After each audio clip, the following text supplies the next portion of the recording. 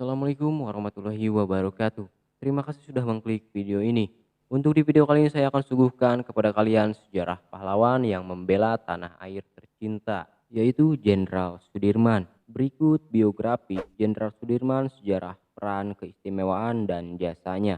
Simak terus videonya. Bagi yang belum subscribe, di subscribe dulu karena subscribe itu penting untuk membantu channel ini biar channel ini selalu memberikan informasi tentang sejarah Tempo dulu.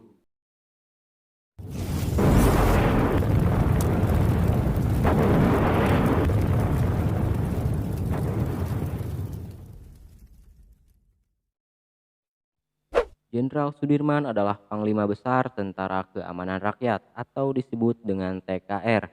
Kini Tentara Nasional Indonesia atau TNI. Latar belakangnya dalam dunia militer tidak mentreng-mentreng amat, hanya dimulai semacam hansip yang mengantisipasi serangan udara di zaman kolonial. Kemudian pernah 3 bulan latihan menjadi calon komandan battalion di Bogor pada zaman Jepang. Setelahnya, dia langsung jadi komandan battalion sekitar 2 tahunan. Meski demikian, kisah-kisah tentang Sudirman tetap menarik untuk diikuti. Dalam keteladanan sang tokoh menyatakan, pendidikan Jenderal Sudirman dimulai dari Hollandis Inlandis School. Namun, saat tahun kelima, ia berhenti dari sekolah itu dan melanjutkan di Sekolah Taman Siswa Yogyakarta. Ia pintar dalam mempelajari berbagai ilmu pengetahuan dan memperdalam ilmu agama. Ia dididik dengan baik oleh gurunya Suwarjo Tirto Supono dan Raden Muhammad Khalil. Kelak, Jenderal Sudirman menjadi seorang pahlawan nasional yang terkenal dengan taktik gerilya dalam melawan penjajah. Berikut adalah fakta-fakta tentang Jenderal Sudirman. Anak pekerja pabrik gula. Karsid Kartowiroji. Ayah Sudirman adalah seorang pekerja pabrik gula di Kalibagor, Banyumas. Sementara ibunya bernama Syam adalah keturunan Wedana Rembang. Akan tetapi Sudirman dirawat oleh Raden Cokrosunaryo yang menjadi camat Rembang. Saat itu Rembang masih berada dalam Kabupaten Purbalingga. Raden Cokrosunaryo belum memiliki anak, kemudian mengangkat Sudirman menjadi anaknya. Pernah menjadi guru. Sudirman sempat mengajar di sekolah Wirotomo. Ia juga aktif di organisasi kepemudaan Muhammadiyah. Selain itu, ia pernah menjadi guru di SD Muhammadiyah. Disebutkan, Sudirman diangkat menjadi guru sekolah dasar di Muhammadiyah Cilacap berkat seorang gurunya bernama Muhammad Khalil. Menurut Hatta, Sudirman belum dikenal pada zaman Belanda, namun orang-orang mengenalnya sebagai seorang guru. Pintar bernegosiasi. Penduduk Jepang di Indonesia pada tahun 1942 turut memperburuk ekonomi dan kesejahteraan rakyat pribumi. Tidak hanya itu, Jepang menutup banyak sekolah, salah satunya sekolah di tempat Sudirman pernah mengajar. Namun, setelah Sudirman melakukan negosiasi, akhirnya sekolah itu dibuka kembali oleh pemerintahan Jepang. Karir militer. Jenderal Sudirman dikenal sebagai pemimpin yang pintar dalam bernegosiasi.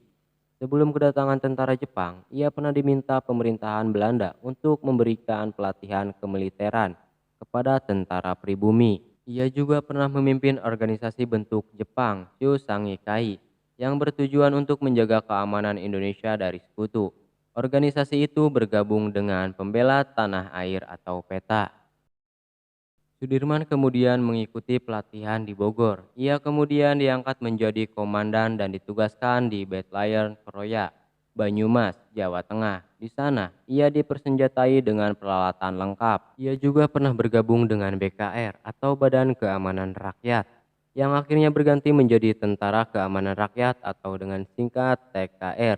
Cikal bakal Tentara Nasional Indonesia atau yang lebih dikenal dengan singkatan sekarang TNI. Dari sana pangkatnya terus menanjak, mulai dari letnan, kolonel, jenderal, sampai jenderal besar. Naik daun berkat pertempuran Palagan Ambarawa. Sudirman semakin dikenal dan makin dipercaya berkat pertempuran Palagan Ambarawa pada akhir 1945. Meski korban di pihak Indonesia jauh lebih besar dibanding pasukan Inggris yang menang Perang Dunia II, pertempuran itu dianggap sebagai kemenangan gemilang. Kiprah Sudirman di Ambarawa itu kelak dikenang sebagai Hari Infanteri. Pertempuran ini membuat Presiden Soekarno mempercayakan kepemimpinan tentara di tangan Sudirman saat itu. Sudirman sudah terpilih sebagai Panglima lewat voting pada 12 November 1945. Keistimewaan Jenderal Sudirman. Meskipun dalam keadaan terbatas, Jenderal Sudirman punya taktik bergerilya yang mumpuni saat melawan penjajah. Meskipun tidak punya pendidikan militer yang mentereng, tapi Sudirman berbakat dalam berbagai ilmu pelajaran. Selain memiliki keberanian, Sudirman juga dikenal sebagai pemimpin yang pintar untuk bernegosiasi. Cukup itu saja di video yang saya bahas dengan singkat, biografi, sejarah, peran, keistimewaan, dan jasanya. Jenderal Sudirman harus kita contoh dalam kepribadian dan kesederhanaannya. Mohon maaf apabila ada salah-salah kata dan isi cerita ini. Kasih kritikan di kolom komentar, like, dan share. Bagi yang belum subscribe, di subscribe dulu. Bantu dan support terus channel ini biar channel ini selalu memberikan informasi tentang sejarah Tempo dulu. Terima kasih dan sampai jumpa di video berikutnya.